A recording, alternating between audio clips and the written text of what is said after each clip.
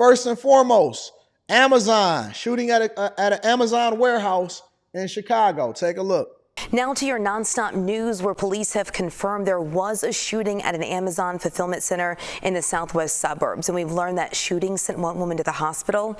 Asal Rizai live in Madison with more on that police investigation. Asal, what's the latest that we've learned about this? Yeah, Audrina, well, I can tell you that Amazon Fulfillment Center is just behind me there in the distance. The scene is now clear, but overnight there was a large response here from police. Take a look at this video. You'll see exactly what I'm talking about. Police in this area, they say they responded to reports of shots fired around 9:30 last night. The Fulfillment Center is at the corner of Harlem and Valmer here in Madison. Police found a 33-year-old woman from Chicago with a graze wound to her head. She was taken to Christ Hospital. They say her injury is non-life threatening and she's expected to recover.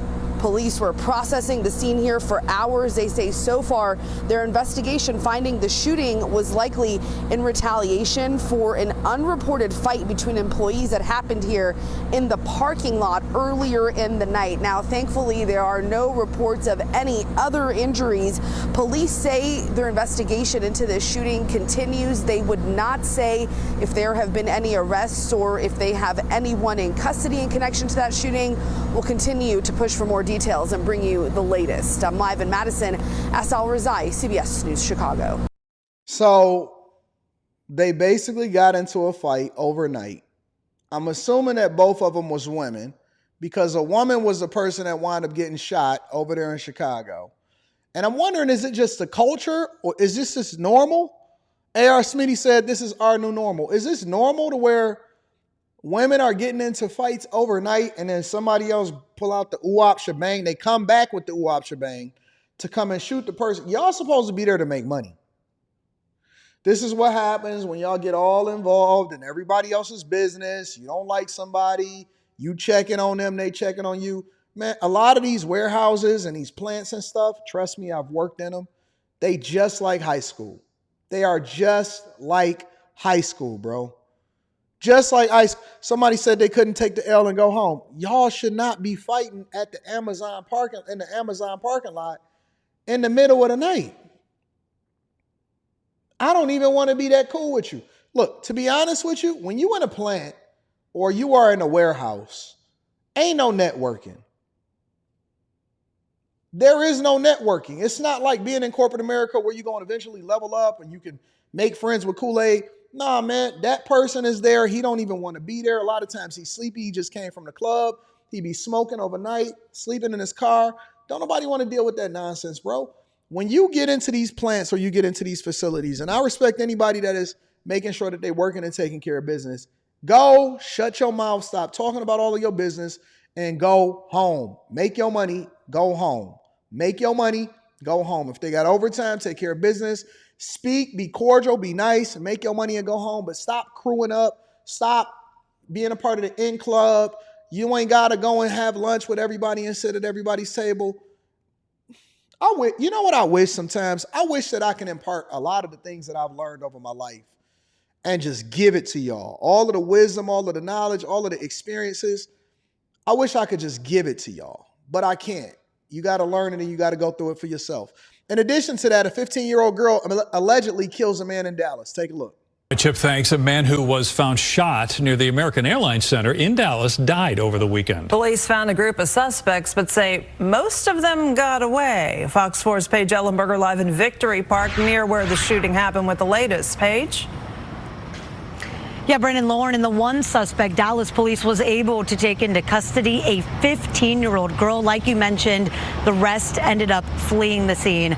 Now, we're told Dallas police responded to a shooting here near Nowitzki Way in North Houston Street about 5 Sunday morning. When they got here, they found 18-year-old Jake Reynosa lying on the street with gunshot wounds. He was taken to the hospital where he died from his injuries. During an investigation, police found out Reynosa was approached by several suspects before being shot. Police ended up finding those suspects and initiated a traffic stop nearby. However, most of them ran from the scene. Police took one girl into custody, again just 15 years old. She's charged with capital murder. Her name isn't being released due to her age. Now, at this point, police still need help figuring out what led up to the shooting. They also need help finding out more information about the other suspects who are believed to be involved. So if you know any information, you're urged to contact Dallas Police. Father, stay in your daughter's lives. Stop having children out of wedlock. I don't know what it was. When I first seen this story hit the news, I thought that it was a situation where somebody was being trafficked or somebody was being approached on that type of time. But the more that I learn about this story and the more that I look into it, thank you, Kenya. I'm definitely going to be reading that super chat shortly. The more that I look at this story and the more that I look into it, the more that it seems like it was a whole group thing and they was doing something that they wasn't supposed to do. The guy was 18 years old that died, shot by a 15-year-old girl. Man, this is just stupid, bro. It's so dumb. It's so stupid. Y'all saying that she telling on everybody, Fi Brown, AJ Wise? I think that she should. I think all of them need to be caught. And none of them need to be in the streets, because if they out here killing people and riding around with guns, then we need to go ahead and remedy that immediately. And then last but not least, the FBI is issuing another bank jugging warning. Check it out. All right, we first saw red flags when online crime trackers, then local police departments spoke out. Now the FBI is weighing in with a warning on jugging. That's right. Jugging is when thieves target people using ATMs and banks. We do want to get out to Fox 5's Stephanie Ramirez, who's been covering this for us this morning. She's live at a Truist Bank in Bowie, Maryland, that was hit just last week. Stephanie? Makia, Stephen, good morning. So police and FBI agents say jugging is when a suspect or a group, they'll follow you after you leave the bank or an ATM, thinking you have a big wad of cash with you. And so they'll approach you when you're in your car, if you just get in, or if you're here putting your stuff away.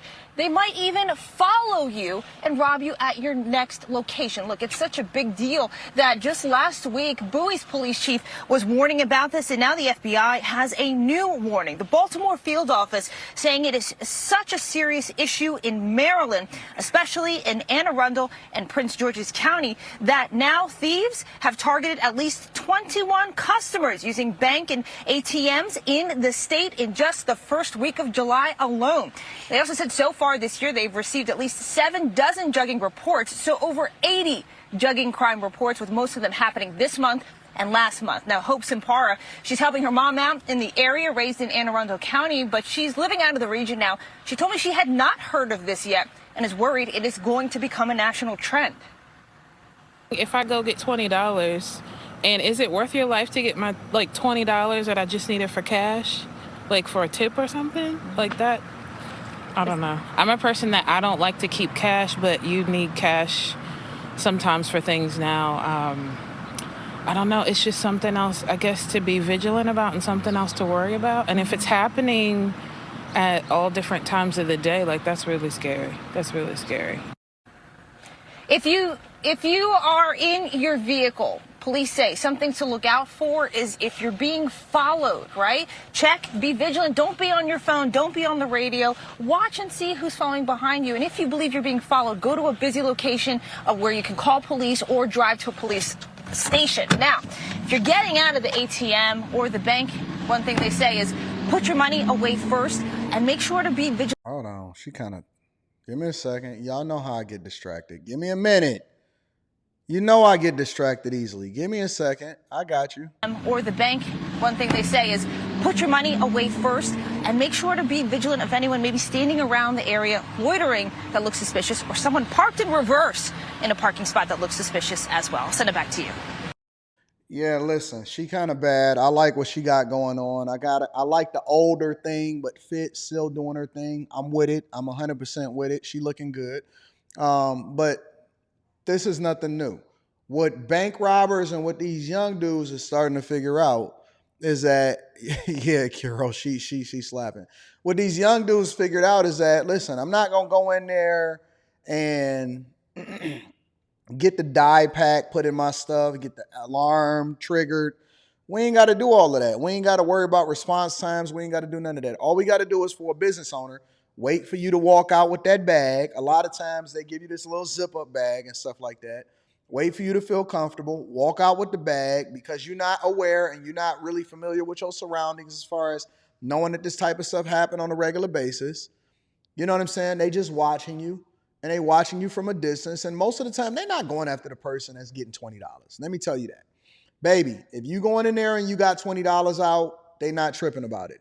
They waiting for the person that got the envelopes, that got the deposit bags, that come from their business, all of that stuff. And so what they basically doing, instead of robbing the bank, they just gonna rob you. They gonna follow you home. They know that ain't nobody gonna be checking for you because it's not gonna be listed as a big crime. They're not gonna be on all of the cameras. And so what they're gonna do is they just gonna rob you and then pull you out your car, probably carjack you, or run up on you with another stole and take your keys, take your phone to prevent you from being able to call the police. And then you got to run over somewhere else and do it. And so it makes it easier for them to be able to get away with it. And so when y'all see me, and then I'll be like, man, listen, when I hit the freeway, I'll be going this, and I don't care if the police pull me over. I don't really be stopping at no lights like that. I'm very, very, very vigilant and very careful because I know what the game is. I know what these young dudes is doing. I know how they moving. And so I'd rather get stopped by the police and get a ticket. Most of the time I still don't get a ticket. I'd rather get a ticket than get pulled out of my car and get carjacked and risk my life. So just be careful. Be aware, be careful. Like Keisha said, keep your head on a swivel. Ladies and gentlemen, that is your Quick Hits.